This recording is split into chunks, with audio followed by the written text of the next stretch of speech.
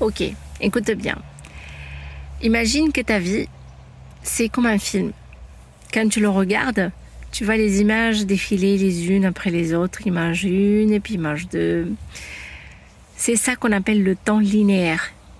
Passé, présent, futur. C'est la façon dont notre cerveau humain vit le temps, comme une ligne droite. Mais en vrai, ce n'est pas du tout comme ça que le temps fonctionne. Parce que si on prend ton DVD, toutes les scènes sont déjà dessus. Du début à la fin, tout est déjà là. Et je sais, ça a l'air un peu bizarre, mais reste avec moi. Tu ne regardes qu'une scène à la fois. C'est tout. Et c'est exactement ce que tu fais avec ta vie.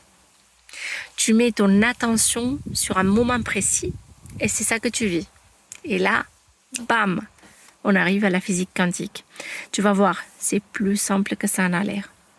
Les scientifiques se sont rendus compte que les particules, tu sais, les toutes petites briques qui composent absolument tout, ne sont pas juste ici ou là. Non, elles peuvent être dans plusieurs états possibles en même temps. Un peu comme si toutes les scènes de ton film existaient déjà et qu'elle attendait juste que tu les choisisses, que tu choisis laquelle regarder. Et c'est pas moi qui le dis, c'est prouvé. Maintenant, on appelle ça le champ des possibles, que tu as déjà entendu parler sûrement. Imagine une bibliothèque infinie. Chaque livre, c'est une version différente de ta vie.